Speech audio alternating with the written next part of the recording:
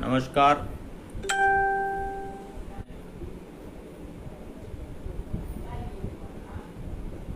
अजीत सिंह राठौर बहुत बहुत आभारी हूँ शैक्षिक दुनिया के भाई डॉक्टर राजीव मिश्र जी का, जिन्होंने ब्रज इंदिरा अभिव्यक्ति मंच को संचालित करके देश के दूर दराज के क्षेत्रों से उदित नवोदित कवियों और साहित्यकारों को आवाज़ देकर अभिव्यक्ति की आज़ादी जैसा संविधान में वर्णित है को सार्थक किया। वैसे तो डॉक्टर राजीव मिश्र जी स्वयं में लेखक, कवि, संपादक, समाज सेवी और न जाने क्या क्या हैं। सबसे बड़ी बात सहृदय व्यक्तित्व के धनी हैं और ज़मीन से जुड़े हुए हैं। मैं डॉक्टर दीप्ति मिश्रा जी का भी आभारी हूँ, जिन्होंने देश के बहुत से साहित्यकारों के साथ साथ मुझ जैसे लुल्लू को भी बोलने का अपने पटल पर मौका दिया। दुनिया का भी आभारी हूँ, जिन्होंने काव्य जगत की बहुत सी नई प्रतिभाओं को आगे लाने का काम किया ब्रज इंदिरा अभिव्यक्ति मंच के माध्यम से। साहित्य का इनके इस प्रयास से साहित्यकारों का, कवियों का, लेखकों का बहुत भला होगा आगे भविष्य में, ऐसी कामना है। साहित्य की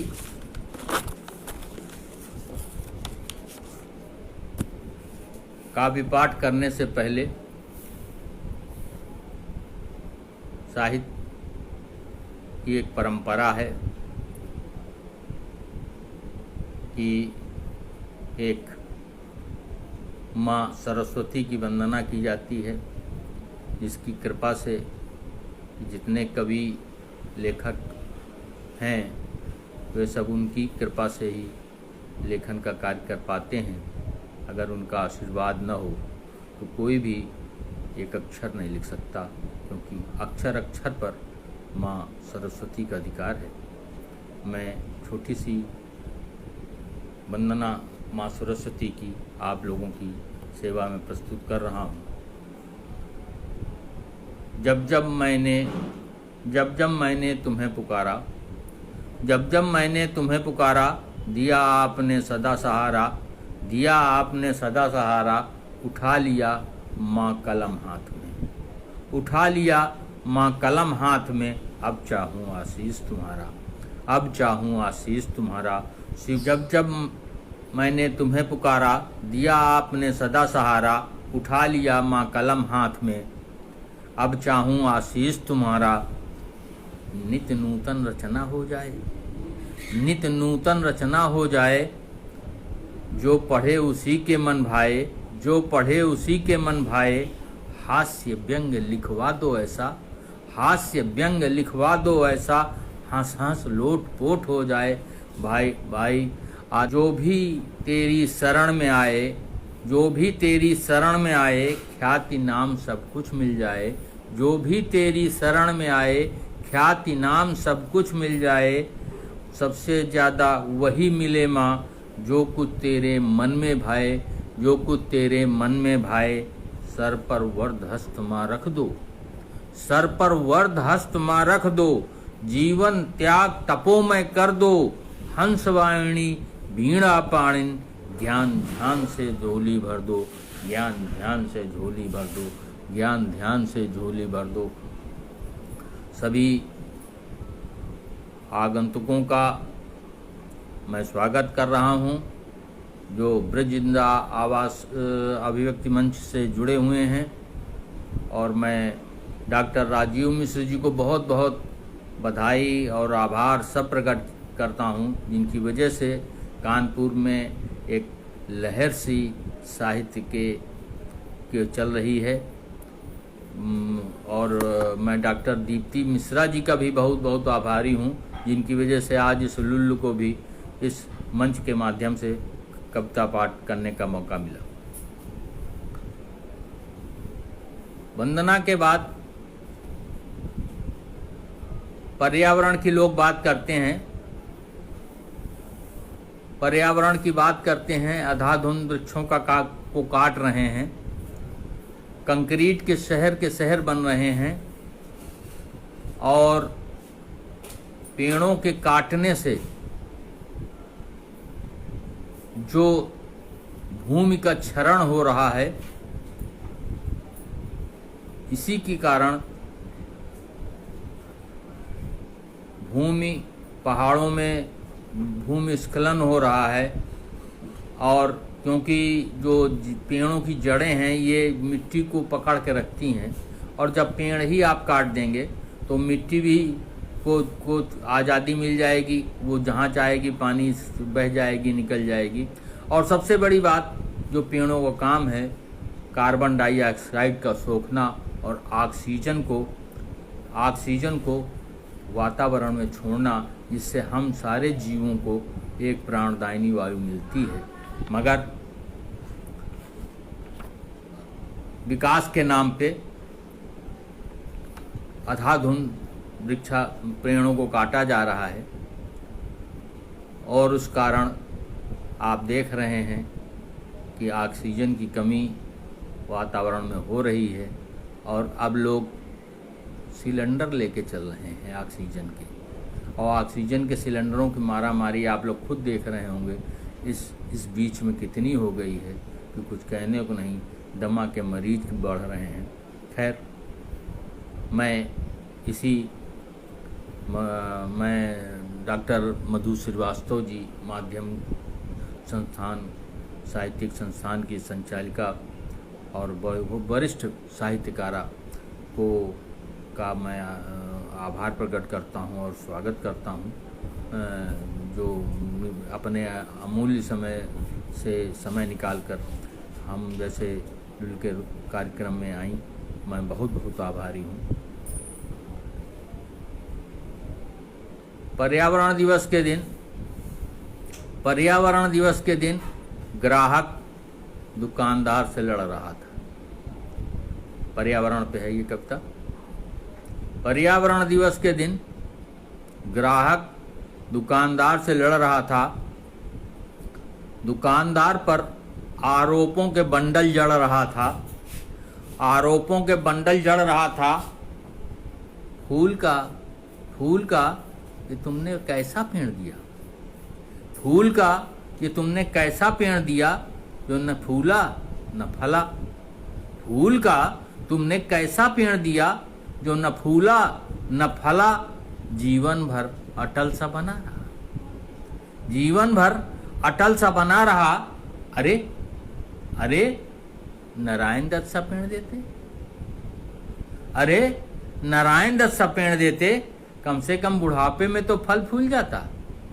अरे नारायण दत्त सा पेड़ देते जो कम से कम बुढ़ापे में तो फल फूल जाता। जीवन की बगिया में किलकारी से तो भर जाता। और बाहर तुमने बोर्ड लगा रखा है, यहाँ आसाराम रामपाल पेड़ मिलते हैं, जो भारतीय जलवायु में कहीं भी किसी भी समय बेहिसाब खिलते हैं। कविता को मैं धीरे धीरे आगे बढ़ा रहा हूँ। नारी संवेदना की बात करते हैं लोग, और बराबरी की बात करते हैं, कंधे से कंधा मिला के बात करते हैं, और आधी आबादी का नाम भी उनको देते हैं। और हमें दिखाई ये दे रहा है, जैसा हमने पिछले कई सालों से महसूस किया है कि सब कुछ है, आधी आबादी है बेचारी कंधा से कंधा लगा के अब तो आकाश में भी जा रही हैं, अंतरिक्ष में भी जा रही हैं, पहाड़ों पर भी चढ़ रही हैं, और सब सारे वो काम कर रही हैं जो एक पुरुष कर लेता है। जिस पर पुरुष का आधिपत्य था उसको भी तोड़ा नहीं। मगर सबसे ज़्यादा अव्यवस्था, दुर्गत इसी 50% आबादी की है। उस पर एक कविता मैंने लिखी है, मैं कविता हूँ, मैं कविता हूँ बोझिल मन का एहसास लिए। मैं कविता हूँ बोझिल मन का एहसास लिए, आँखों में आंसुओं का सैलाब लिए। आँखों में आंसुओं का सैलाब लिए, शब्द हमारे भीगे भीगे, शब्द हमारे भीगे भीगे, दर्द चुभन का राग लिए, दर्द चुभन का राग लिए, दर्द चुभन का राग लिए। मैं रोज ही जीती हूँ, मरती हूँ, नई कहानी गढ़ती हूँ। मैं रोज ही जीती हूँ, मरती हूँ, नई कहानी गढ़ती हूँ। पुराना इतिहास लिए, पुराना इतिहास लिए। मैं गीता सी, ध्यान दीजिएगा शब्दों पे, मैं गीता सी, आसिफा सी रोज ही नोची जाती हूँ। मैं गीता सी, आसिफा सी नोची जाती हूँ। मैं गीता सी, आसिफा सी रोज ही नोची जाती हूँ। उधेड़ी जाती हूँ कभी इधर मंदिर में, कभी इधर मंदिर में, कभी मस्जिद में फेंकी जाती हूँ। कभी मंदिर में, कभी मस्जिद में फेंकी जाती हूँ। पर पूरी तरह मर नहीं पाती हूँ, पर पूरी तरह मर नहीं पाती हूँ। उठती हूँ दरिंदों पर, उठती हूँ दरिंदों पर तमाचा जड़ने को, तमाचा जड़ने को। उठती हूँ दरिंदों पर तमाचा जड़ने को। नई कविता बन समाज को, नई राह, नई रोशनी देने को। हाँ हाँ मैं कविता हूँ, हाँ मैं कविता हूँ, जी हाँ मैं कविता हूँ। अनवरत बहने वाली कविता हूँ, अनवरत बहने वाली कविता ही हूँ। मैं आदि से अंत तक कविता हूँ, मैं आदि से अंत तक कविता हूँ। इस देश की परंपरा है, जब भी कोई इस देश पे अव्यवस्थाओं पर प्रश्न उठाता है तो जो सत्ता नशीन होते हैं या मसल्समैन होते हैं, बाहुबली जिनको कहते हैं आप लोग, बाहुबली, धनबली और जो जो बली होते हैं, वो उसको दबाने की कोशिश करते हैं, तो उसको अपनी बात कहने नहीं देते। तो हमारी कविता इसी पे व्यंग्य है। जब कोई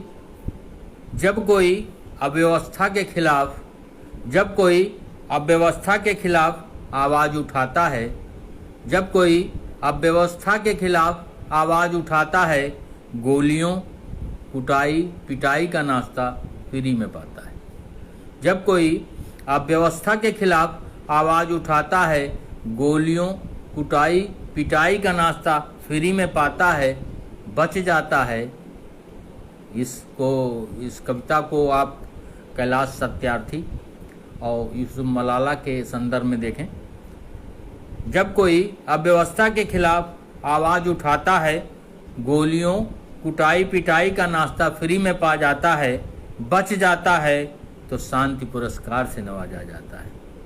बच जाता है तो शांति पुरस्कार से नवाजा जाता है। अब तो शांत हो जाबे, अब तो शांत हो जाबे, तुझे शांति पुरस्कार दिया गया है। अब तो शांत हो जाबे, तुझे शांति पुरस्कार दिया गया है। अब तो शांत हो जाबे, तुझे शांति पुरस्कार दिया गया है।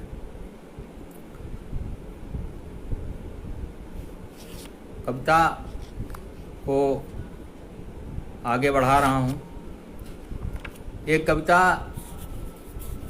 हमारी है, प्रधानमंत्री जी का सपना भी है, बेटी बचाओ, बेटी पढ़ाओ, और उस पर पूरा देश पे कार्यक्रम चल रहे हैं। मेरी समझ में आज तक ये नहीं आया बेटी बचाओ का क्या मतलब है। ये एक चेतावनी सी दे रहे हैं या कुछ और कह रहे हैं। खैर, मेरी बेटी बचाओ का जो रूप है वो आपके सामने पेश कर रहा हूँ। हम लोग जब छोटे थे, हम लोगों का बचपन था, तो हम लोग ननिहाल और ददियाल भेजे जाते थे। वहाँ नानी और दादी हम लोगों को जो संस्कार के बीज होते थे हम लोगों को रोपित करती थीं, संस्कार की बातें सिखाती थीं, बताती थीं। आजकल तो लड़के अस्पताल में पैदा होते हैं और अस्पताल एक चक्कर लगाते रहते हैं। कभी विटामिन डी कम हो जाता है, कभी एनीमिक हो जाते हैं, कभी उनका बीपी वो ब्लड काउंट डाउन हो जाता है और उसी में परेशान रहते हैं। हम लोग कहूँ कुछ नहीं होता था, खूब घूम डाएं घूमा करते थे दिन भर दोपहरी में लूप में, और कहीं कुछ नहीं होता था। मगर शाम को संस्कारित किए जाते थे नानी दादी हम लोगों को भक्त ध्रुव कुमार की, भरत की, प्रहलाद की, सावित्री की और सत्यवान की, ये सब कहानियाँ सिखाती थी और बताती थी चींटी मारोगे तो पाप पड़ेगा, मेढक मारोगे तो गूंगी औरत मिलेगी। चींटी मारोगे तो पाप पड़ेगा और मेढक मारोगे तो गूंगी औरत मिलेगी। तो हम लोगों को उस समय में यही मालूम था, ज्ञान नहीं था इतना कि मेढक मारने से गूंगी औरत मिलेगी, नहीं तो हम धरती पर एक भी मेढक न छोड़ते, सारे मार डालते। इन्हीं सब शब्दों के साथ मेरी कविता का जन्म हो रहा है। हम चींटी नहीं मारते, हम चींटी नहीं मारते, हम चींटी नहीं मारते, हम बकरी नहीं मारते। हम चींटी नहीं मारते, हम बकरी नहीं मारते, हम पड़िया भी नहीं मारते। हम चींटी नहीं मारते, हम बकरी नहीं मारते, हम पड़िया भी नहीं मारते। बछिया को तो पालते हैं, बछिया को तो पालते हैं, पूंछ पकड़कर भवसागर पार करने की बात करते हैं। पूंछ पकड़कर भवसागर पार करने की बात करते हैं। इस लोक से उस लोक जाने की बात करते हैं, इस लोक से उस लोक जाने की बात करते हैं। न जाने कौन सा जुनून भर गया है इस शरीर में, न जाने कौन सा जुनून भर गया है इस शरीर में, अपनी ही जड़ खोदने का। न जाने कौन सा जुनून भर गया है इस शरीर में, अपनी ही जड़ खोदने का। गर्भ में पल रही कन्याओं को हम चुन चुन के मारते हैं, हम चुन चुन के मारते हैं, हम चुन चुन के मारते हैं। बड़े अफसोस के साथ कहना पड़ता है, इस देश में 100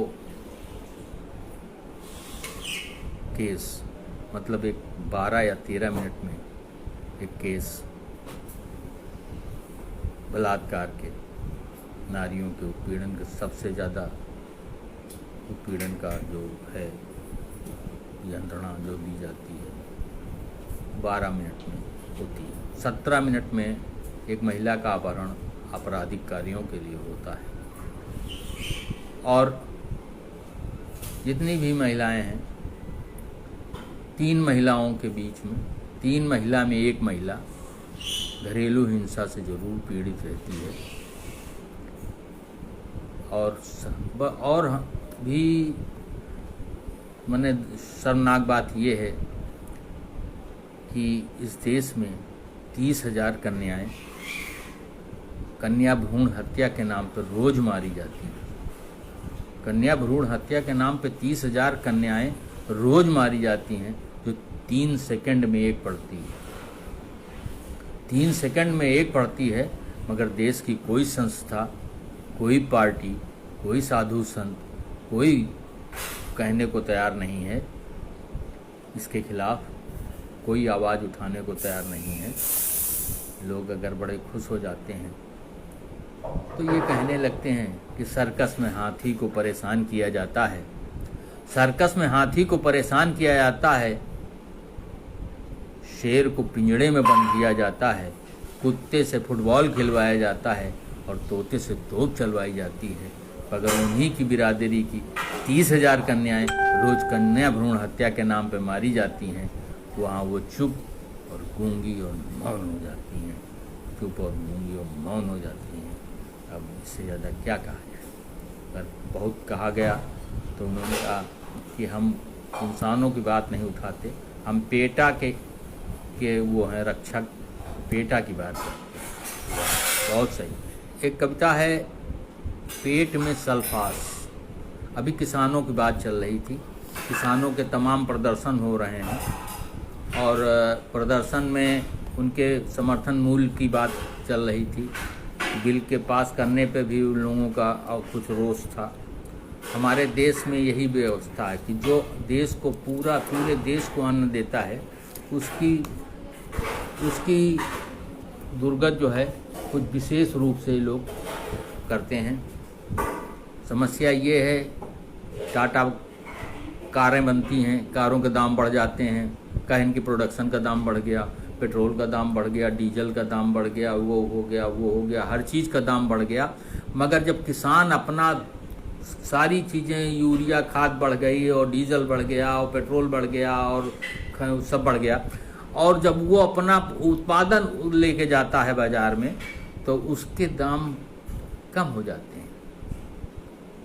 तो वो किसान कहाँ जिएगा, किस वातावरण में जिए कि उसे आत्महत्या न करनी पड़े, उसे सल्फास न खाना पड़े। मेरी कविता वहीं से शुरू होती है। मेरी कविता का नाम है पेट में सल्फास। पेट में सल्फास। शून्यकाल में एक सांसद ने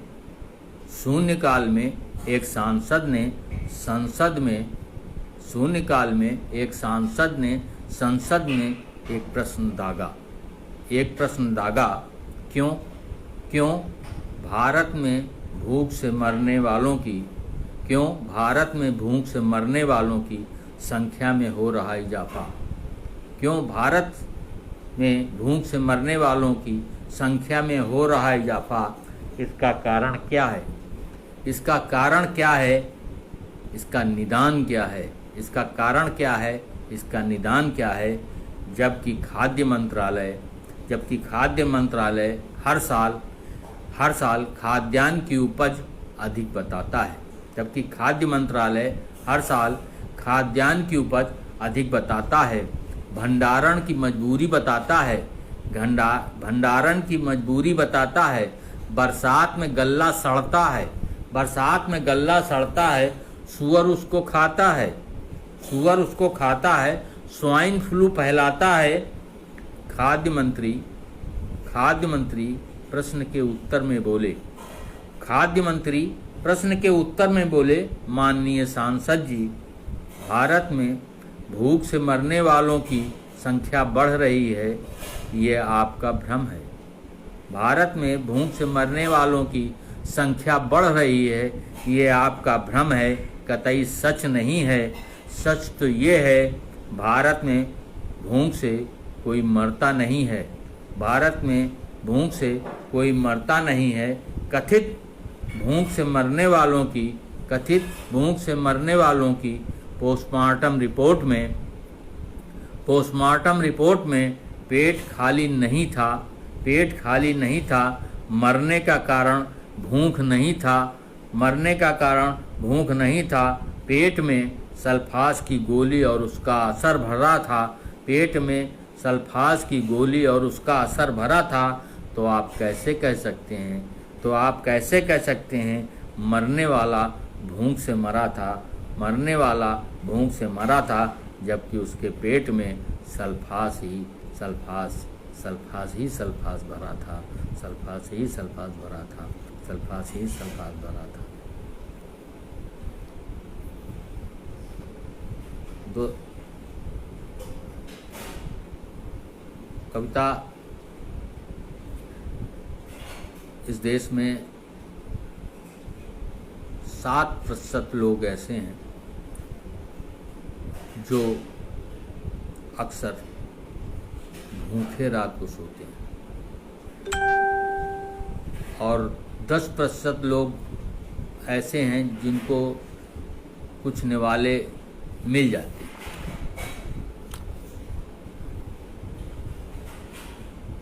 और हमारे 5 स्टार और 7 स्टार होटलों में इतना भोजन फेंका जाता है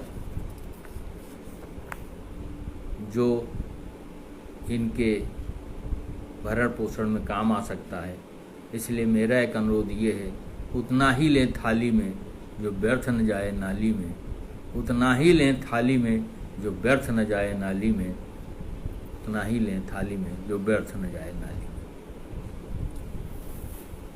मैं दादा पत्रकारों के ऊपर एक कविता है,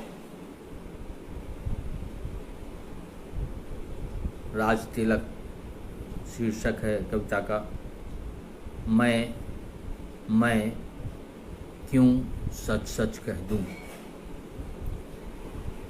सच बोलने की क्षमता किसी खास कारणों से कम हो रही है। मैं क्यों अब सच सच कह दूं,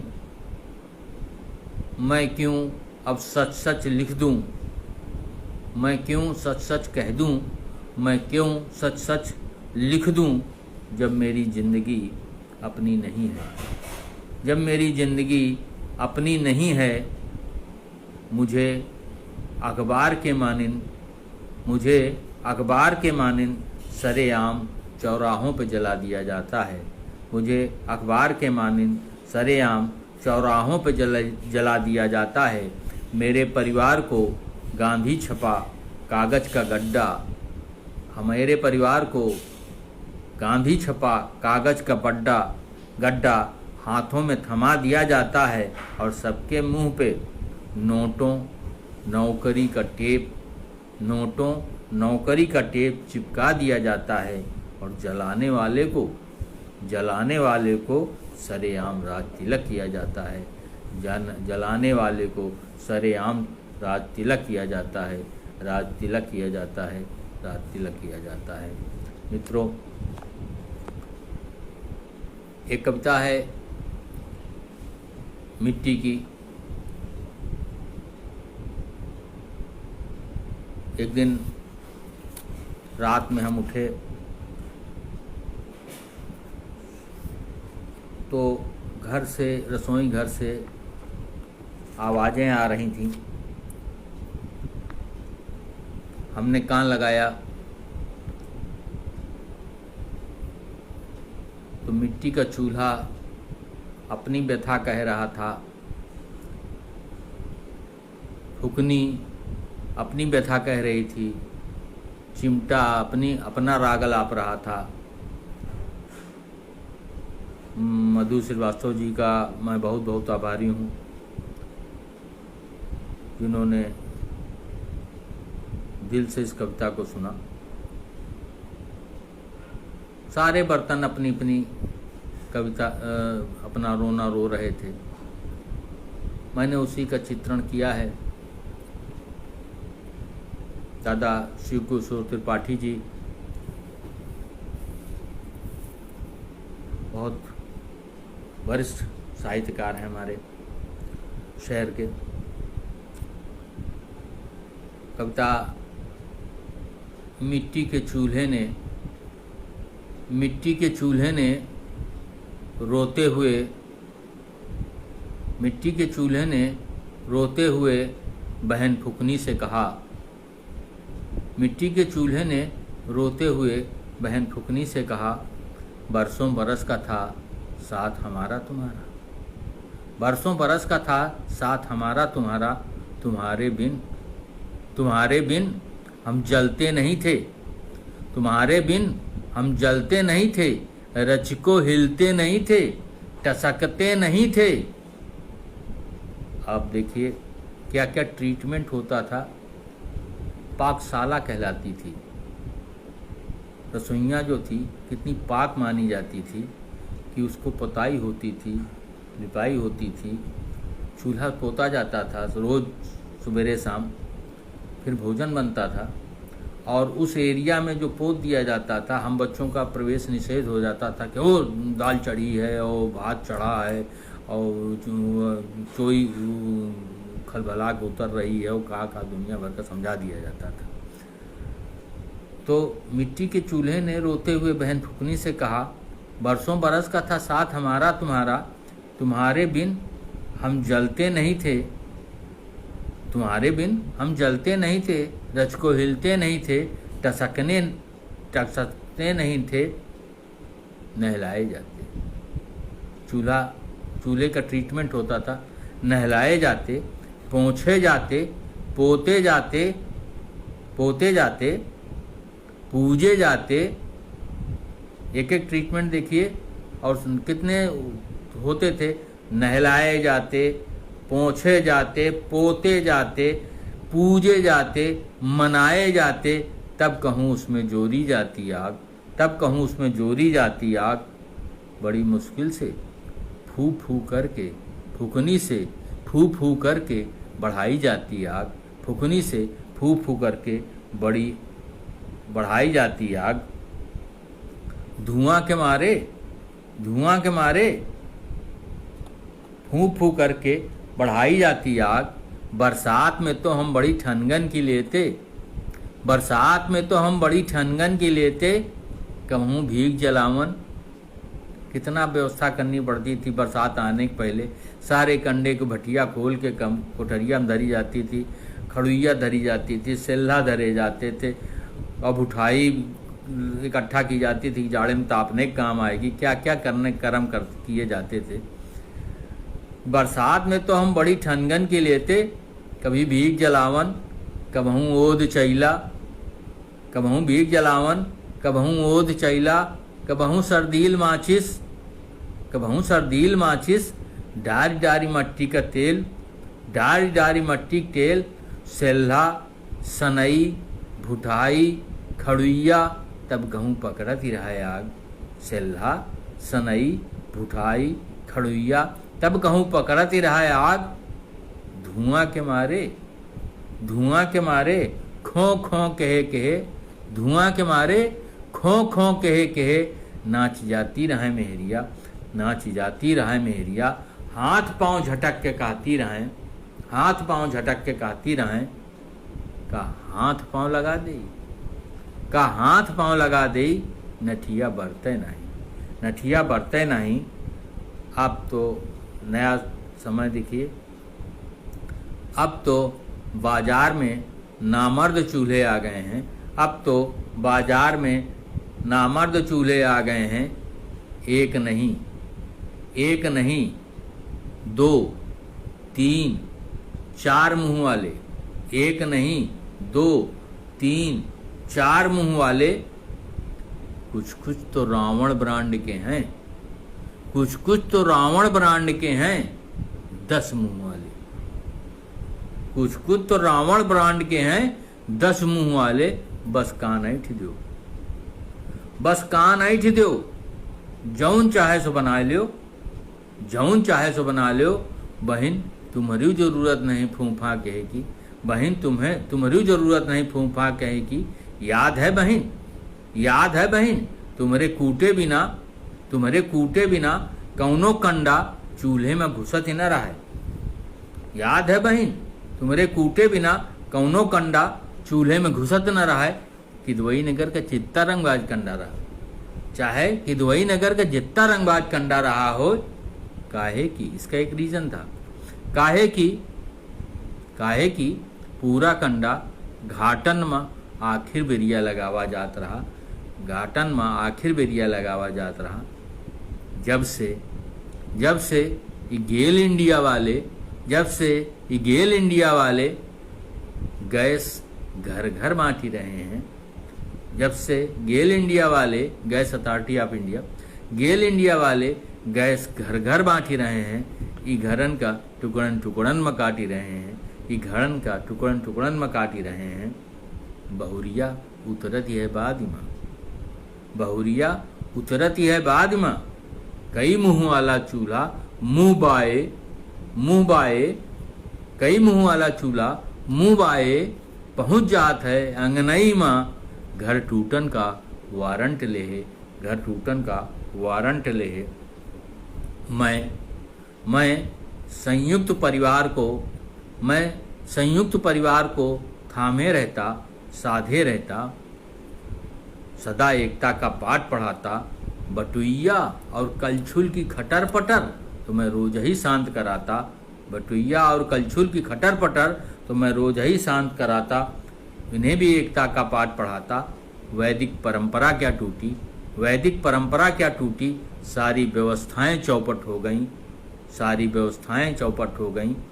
चूल्हा क्या, चूल्हा क्या, अंगीठी क्या, उठल्लू चूल्हा क्या, फुकनी क्या, चिमटा क्या, सिलौटी क्या, लोढ़ा क्या, सणसी क्या, बटुइया क्या, परई क्या, परात क्या, खल्लर कुटना क्या, टाठी क्या, घेड़िया क्या, कलछुल क्या, चमचा क्या, पीढ़ा क्या, चक्कू क्या, हंसिया क्या, बेरौसी क्या, छनौटा क्या। सारे के सारे मित्र मारे मारे फिर रहे हैं, सारे के सारे मित्र मारे मारे फिर रहे हैं। अपने जीवन संघर्ष की लड़ाई लड़ रहे हैं, अपने जीवन संघर्ष की लड़ाई लड़ रहे हैं, अपने जीवन संघर्ष की लड़ाई लड़ रहे हैं। कविताओं का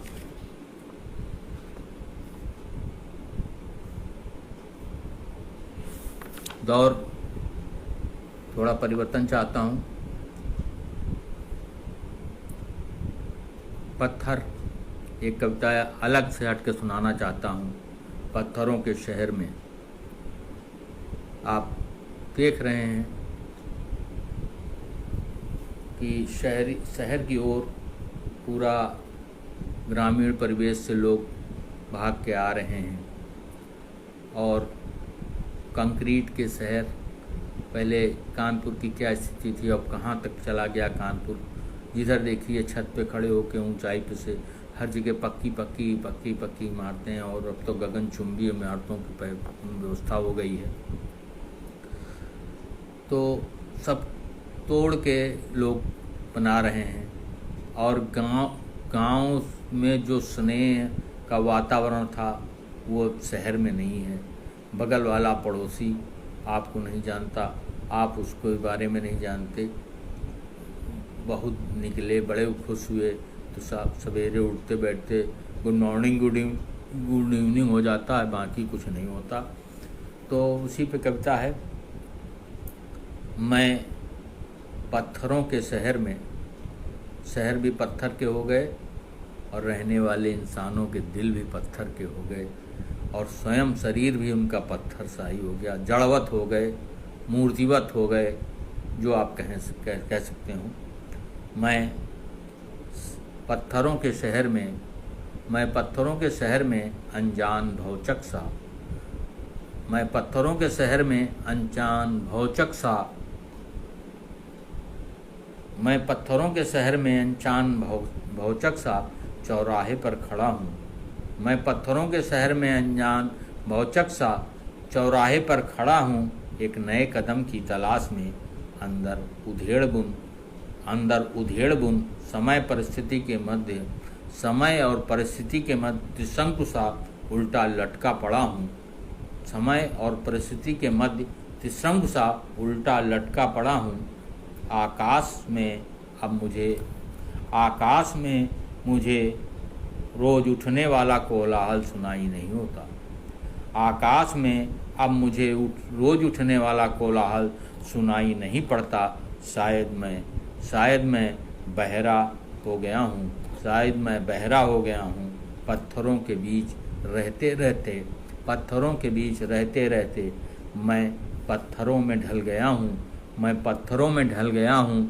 मेरी चेतना भी शून्य सी हो गई है। मेरी चेतना भी शून्य सी हो गई है। इस जंगल राज के मध्य चीत्कार, बलात्कार, हत्या, हमारी चेतना शून्यता के आगे सब भौंकने लगते हैं। चीत्कार, बलात्कार, हत्या, मेरी चेतना शून्यता के सामने सब भौंकने लगते हैं। नित होने वाले जंगल के उत्सव लगते हैं। मैं गूंगा, बहरा, अंधा सा मैं गूंगा बहरा अंधा सा सामने से गुजर जाता हूँ बिना किसी प्रतिक्रिया। मैं गूंगा बहरा अंधा सा सामने से गुजर जाता हूँ बिना किसी प्रतिक्रिया के। लगता है मैं 100% पत्थर में बदल गया हूँ। मैं 100% पत्थर में बदल गया हूँ। पाषाण युग का मैं सदस्य बन गया हूँ। पाषाण युग का मैं सदस्य बन गया हूँ। पाषाण युग का मैं सदस्य बन गया हूँ। एक कविता अंधाधुंध दोहन पानी का जो चल रहा है। हम लोग जब शहर में आए थे तो 24 फुट 25 फुट पे पानी था। आज स्थिति है ये है कि हैंडपाइप से 4 नंबर वाली मशीन से हम लोग पानी खींच लिया करते थे। उसके बाद पंजाब वाली लंबी वाली मशीन आई, फिर उसके बाद जेट लगा, उसके बाद फिर जेट से भी काम नहीं चला। उसके बाद फिर वो आपने सबमर्सिबल लगाना शुरू किया। अब स्थिति है कि सबमर्सिबल में भी पानी कहीं कहीं नहीं आ रहा है। 200-300 फुट तक चले गए। ये पता नहीं कब तक अंधाधुंध रेस चलेगी धरती को खोदने की। और पानी का खर्च बेहिसाब हम लोग करते हैं। पहले हम लोग लोटे में काम चला लेते थे, कुल्ला या टैप खोल के अपना कुल्ला घंटों किया करते हैं। तो इसी पानी के ऊपर है। और सबसे बड़ी बात यह है कि जितनी भी संस्कृतियां पाई गई हैं इस विश्व में, वो सारियों का उद्भव नदी किनारे ही हुआ है। नदी का जहाँ जहाँ नदी गई है उसी के किनारे जीवन की उत्पत्ति हुई है। क्योंकि किताब में भी लिखा है water is essential for fertilization, उसके बिना वो भी संभव नहीं है। तो मैं पानी के संरक्षण के लिए बात करता हूँ। जल है तो कल है, जल है तो कल है। मैं मात्र एक बूंद नहीं, मैं मात्र एक बूंद नहीं, अमृत भी हूँ। मैं मात्र एक बूंद नहीं, अमृत भी हूँ। अंदर समेटे हूँ सातों महासागर का, अंदर समेटे हूँ सातों महासागर का। ज्वार भाटा बड़वा नल अपने हृदय में, ज्वार भाटा बड़वा नल अपने हृदय में। मेरी एक बूंद में भरा है, मेरी एक बूंद में भरा है जीवन ही जीवन, जीवन ही जीवन। जल के बिना जीवन की कहानी, जल के बिना जीवन की कहानी कोरी झूठी बकवास है, कोरी झूठी बकवास है। मरुस्थल की कहानी, मरुस्थल की कहानी मेरी बात का ठोस प्रमाण है, मरुस्थल की कहानी मेरी बात का ठोस प्रमाण है। मीलों मीलों तक न आदम जात, न कोई पेड़ पौधे, दूर दूर तक खाक ही खाक उड़ती। चारों तरफ धरती का श्रृंगार धरती से रूठा, चारों तरफ धरती का श्रृंगार धरती से रूठा। जल है तो कल है, कल है तो जीवन है, जीवन है तो हम हैं। संचय जल का जरूरी, संचय जल का जरूरी। बचेगा कल तो संवरेगा कल, कल है जल है तो कल है, जल है तो कल है।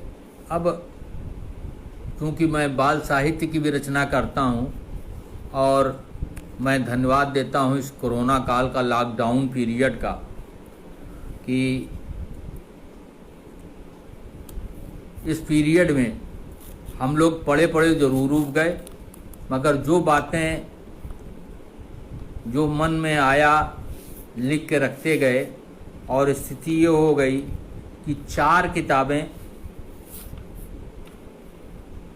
किताबें बन गई बच्चों के लिए। तो 1-2 कविताएं अगर बच्चों की नहीं सुनाएंगे तो उनके साथ नाइंसाफ़ी होगी। इस बीच पाकिस्तान सीमा पर, चीन सीमा पर अपनी घुसपैठों की गतियां तेज कर रहा है।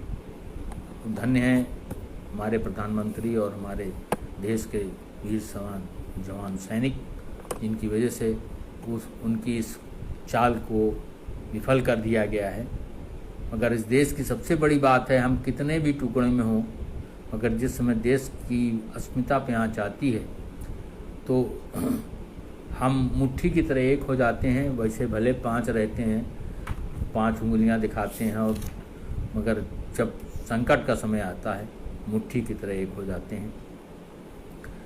तो हम आदमी ही नहीं एक हो जाते, पशु पक्षी तक एक हो जाते हैं। जी, मैं जो कह रहा हूँ सही कह रहा हूँ। अब आप इस बचपन की कविता को देखिए, मैंने जो ढाल के इस कविता को बच्चों के लिए दिया है। कट्टा लेकर, कट्टा अपना कानपुर का शब्द है, अपने ज़िले का शब्द है। कट्टा लेकर बंदर पहुंचा, कट्टा लेकर बंदर पहुंचा, AK-47 लेकर भालू।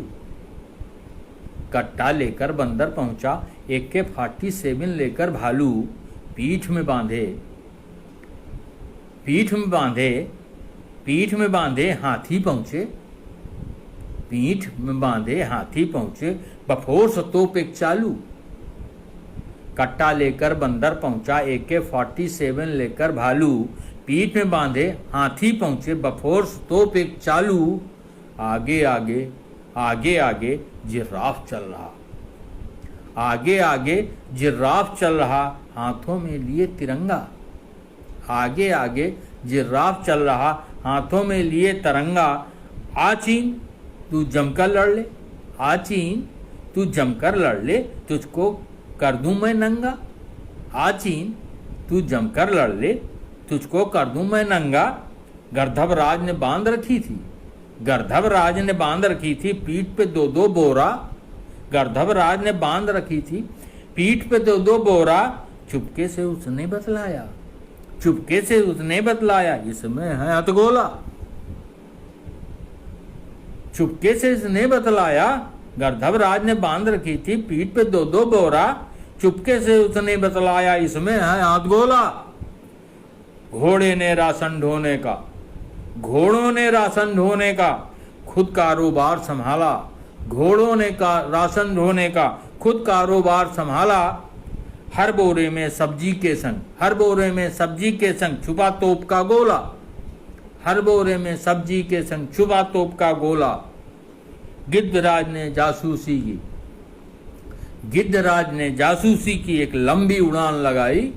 गिद्धराज ने जासूसी की एक लंबी उड़ान लगाई। दुश्मन ने किन किन क्षेत्रों में, दुश्मन ने किन किन क्षेत्रों में बारूदी सुरंग बिछाई। दुश्मन ने किन किन क्षेत्रों में बारूदी सुरंग बिछाई। कबूतरों ने जब आंखों से, कबूतरों ने जब आंखों से रण क्षेत्र का हाल सुताया। कबूतरों ने जब आंखों से रण क्षेत्र का हाल सुनाया। उसी जगह दुश्मन के सर पर, उसी जगह दुश्मन के सर पर राफेल ने बम गिराया, राफेल ने बम गिराया, राफेल ने बम गिराया। देखिए, बच्चों के लिए भी हमने व्यवस्था की, और बच्चों को लॉकडाउन का महत्व, क्या प्रिकॉशंस होने चाहिए, इस सब के लिए भी एक कविता लिखी शब्दों में हमने। उनमें जो सीख देते हैं बच्चों को सिखाने के लिए, क्या क्या बताना है, क्या क्या नहीं बताना है, मैंने उसको देखिए जानवरों के ऊपर डालकर कहा है। लॉकडाउन में भालू दादा, लॉकडाउन में भालू दादा दिन भर दौड़ लगाते। लॉकडाउन में भालू दादा दिन भर दौड़ लगाते। बिना मास्क के लंबी लंबी वो लोगों से बतियाते। बिना मास्क के लंबी लंबी वो लोगों से बतियाते। बिना मास्क के लंबी लंबी, मास्क की बात करते हैं ना लोग। लॉकडाउन में भालू दादा दिन भर दौड़ लगाते। बिना मास्क के लंबी लंबी वो लोगों से बतियाते। इधर उधर थूका करते, भाई थूकना मना है ना। इधर उधर थूका करते, छींक पे न कोहनी रखते, छींक पे न कोहनी रखते, दूरी का ध्यान धरे वो, दूरी का ना ध्यान धरे वो, भीड़ में धक्का मुक्की करते, भीड़ में धक्का मुक्की करते, समझाने पर बाज ना आए, समझाने पर बाज ना आए, ना भालू जी माने, समझाने पर बाज ना आए, ना भालू जी माने, पुलिस वाले पकड़ ले गए, पुलिस वाले पकड़ ले गए भालू जी को थाने, भालू जी को थाने। जमकर चली दुहत्थी लाठी, बहुत पुराना शब्द है। जमकर चली दुहत्थी लाठी, पोर पोर में दर्द, जमकर चली दुहत्थी लाठी, पोर पोर में दर्द, ठीक से ना अब वो चल पाते, ठीक से ना अब, ठीक से अब ना चल पाते, छूट गई है गर्द, छूट गई है गर्द, लाख मनाने पर भालू जी शर्तों पर ही छूटे, लाख मनाने पर भालू जी शर्तों पर ही छूटे, दिन भर पड़े हुए, दिन भर घर में दिन भर पड़े हुए हैं, अब खटिया ना छूटे, अब खटिया ना छूटे, अब खटिया ना छूटे। दोस्तों,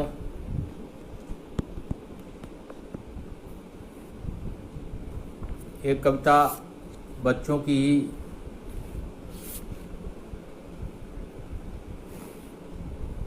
मैं और सुनाना चाहता हूँ।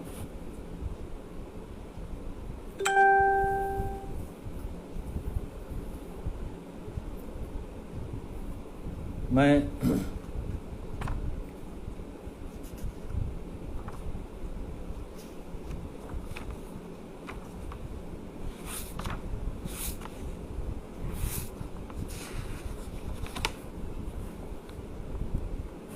चूहे बिल्ली का लड़ाई का है, बच्चों के लिए। बिल्ली कह रही है चूहे से, चूहे मत ले पंगा मुझसे, चूहे मत ले पंगा मुझसे, मैं तेरे हाथ ना आवेगी, चूहे मत ले पंगा मुझसे, मैं तेरे हाथ ना आवेगी, जितना मेरा दिन भर का खर्चा जर जमीन बिक जावेगी, जितना मेरा जर दिन भर का खर्चा जर जमीन बिक जावेगी, मैं हरियाणे की बिल्ली हूँ, मैं हरियाणे की बिल्ली हूँ, कुश्ती में मेडल पाई हूँ, मैं हरियाणे की बिल्ली हूँ, कुश्ती में मेडल पाई हूँ, दूध दही में डूबी रहती, दंड बैठक खूब लगाई हूँ, दूध दही में डूबी रहती, दंड बैठक खूब लगाई हूँ, तेरी जैसी 100 बिल्ली, चूहा कह रहा है, तेरी जैसी 100 बिल्ली रण में खूब पछाड़ी है, तेरी जैसी 100 बिल्ली रण में खूब पछाड़ी है, एक बार पंजाबी पहलवान, एक बार पंजाबी पहलवान धोबी पाट में हारी है। ये कुश्ती का एक गाँव,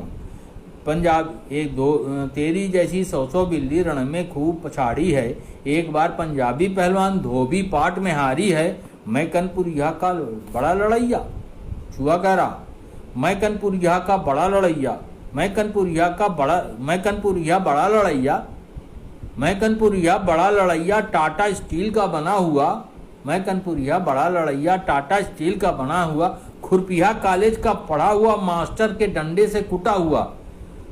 दादा, खुरपिया कॉलेज किसको कहते थे उस जमाने में? ये जिसे हम लोग CSA कहते हैं, इसको पहले लोग खुरपिया कॉलेज कहते थे, क्योंकि यहाँ स्टूडेंटों को खुरपी और फावड़ा ही दिया जाता था, तो लोग बताते हैं इसको खुरपिया कॉलेज कहते हैं। तो मैं कनपुरिया बड़ा लड़ैया, टाटा स्टील का बना हुआ, खुरपिया कॉलेज का पढ़ा हुआ, मास्टर के डंडे का कुटा हुआ, कल्लू पहलवान के खाड़े का मैं पट्ठा हूँ मंझा हुआ, मैं कल्लू पहलवान के खाड़े का मैं पट्ठा हूँ मंझा हुआ, ग्रेट खली कई बार है हारा, ग्रेट खली कई बार है हारा, जीता मुझको मिली दुआ, जीता मुझको मिली दुआ, बिल्ली तू सिर्फ हामी भर दे, बिल्ली तू सिर्फ हामी भर दे, लैंड रोवर चढ़ घुमाऊं मैं, बिल्ली तू सिर्फ हामी भर दे, लैंड रोवर चढ़ के घुमाऊं मैं, तेरी नज़र जरा झुकी इधर, चांद तारे धरा पे ले आऊं मैं, तेरी नज़र जरा झुकी इधर, चांद तारे धरा पे ले आऊं मैं, चूहे राजा सोच समझ लो, चूहे राजा सोच समझ लो, मुझसे तू मत पंगा लेना, चूहे राजा सोच समझ लो, मुझसे मत तू पंगा लेना, तेरे जैसे चूहों को ही प्राण पड़े निस दिन खोना, प्राण पड़े निस दिन खोना, प्राण पड़े निस दिन खोना, प्राण पड़े निस दिन खोना, प्राण पड़े निस दिन खोना। बहुत बहुत आभार आप सभी का, एक दुनिया का ब्रज इंदिरा अभिव्यक्त मंच का बहुत बहुत आभारी हूँ, जिन्होंने अपने विशेष प्रोग्राम में मुझको ये समय दिया और समय के साथ साथ बहुत बुज़ुर्ग साहित्यकारों ने मुझको आशीष वचन के लिए स्वयं उपस्थित होकर हमको आशीष दिया। दादा, इन्हीं शब्दों के साथ मैं आप लोगों से विदा लेता हूँ। धन्यवाद, आभार, बहुत आभार, बहुत। All right.